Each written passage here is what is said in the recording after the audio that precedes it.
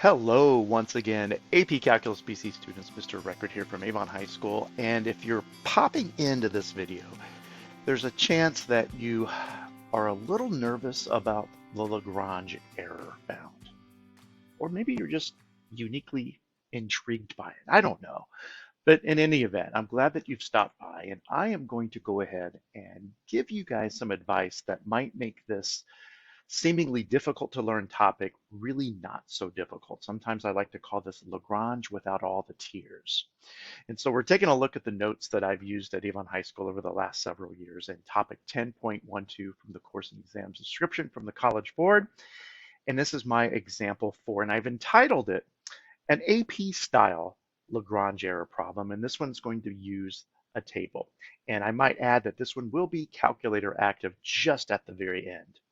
And so let's take a look at our problem. It says the function g has derivatives of all orders for all real numbers x. We're going to let t sub n of x be the third degree Taylor polynomial for g about x equal 1. The maximum values of the nth derivative of g on the interval 1 to 1.7 for selected values of n are shown in the table above. What is the maximum error guaranteed by the Lagrange error bound when t sub n of x is used to approximate g of 1.7? Well, no wonder these are difficult.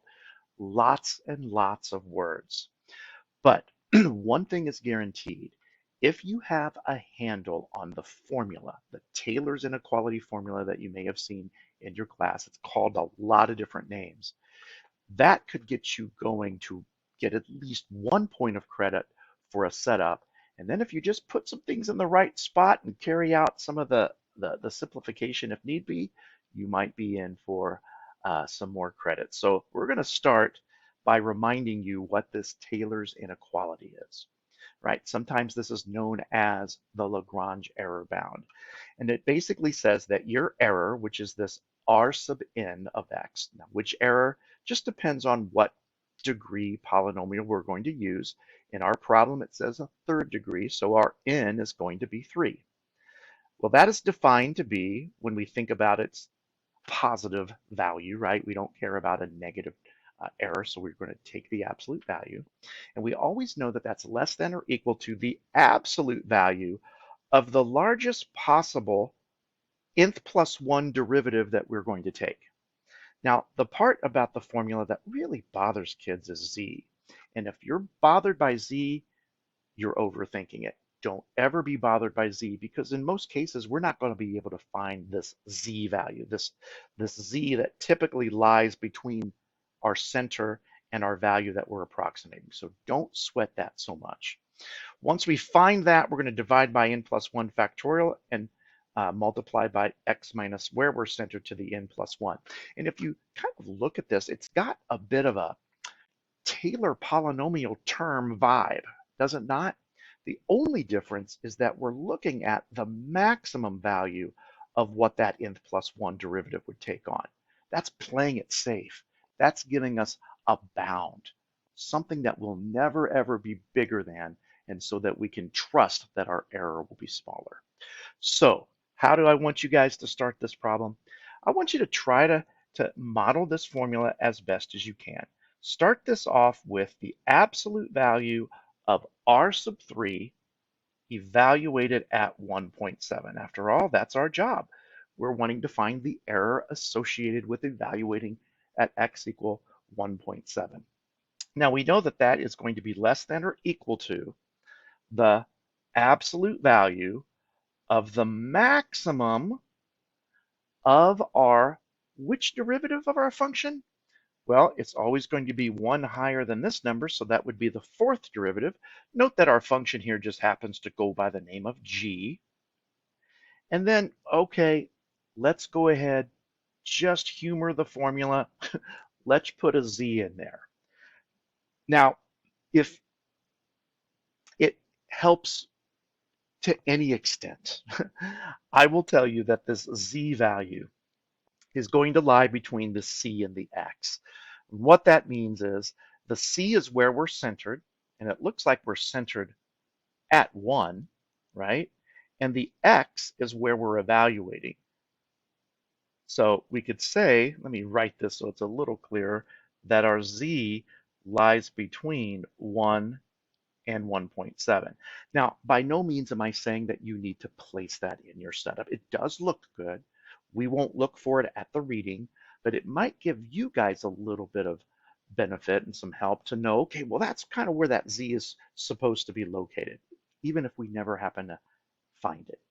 Now we're going to take this and divide it all by the nth plus 1 factorial, so that would be 4 factorial. And then, of course, multiply by x minus our c. Remember, we are centered at 1, and then we'll raise that to the 4th power. And then let's close off that absolute value. All right, now is where the magic starts to happen. And at this point, if this question, let's say it's worth a couple of points on the AP exam, you're probably likely that you've earned 1 because you have the Lagrange setup. I have seen more problems on the AP exam in history where the Lagrange question as a free response may only be worth 1 point, which is probably good for most of you that are like, well, hey, that's only 1 point that I can possibly miss. But I know that you guys can get this if you really set your mind to it. And so what I'm going to do here is I'm just going to kind of work vertically here, just drop my less than or equal to. I won't rewrite the left side. We know it's just going to come down. And now let's address the all-important questions. What is the maximum value of our 4th derivative on the interval from 1 to 1.7? Well, it says right here that these are the maximum values of our nth derivative on the interval 1 to 1.7. Well, how convenient is that?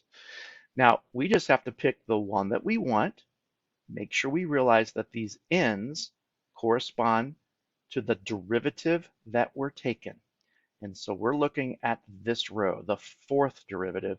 And so we have just found that 3.7 is what we're going to use.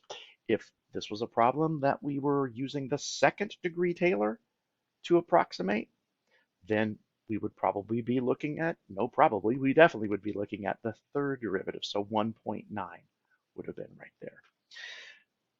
We know that 4 factorial is 24. We could write that for the time being. And then remember, we are evaluating at x, and I want to tell you that I don't like my notation up here. I'm going to tell you why. If I replaced the x here with 1.7, I probably should have replaced that x with 1.7 as well to be consistent. I don't think that that would necessarily cause an issue. I wouldn't take points off of one of my students' papers because I can see that they caught the gist of it. But we probably should go ahead and replace that there. I just wanted you guys to see that that was our good friend x minus c. So 1.7 minus 1, well, we know what that is, right? That's 0.7, of course, to the 4th power. And by the time you get here, things are just kind of ugly, right? And so this is, as you can see, a calculator active problem. And so we would be able to continue to work this out and maybe approximate this.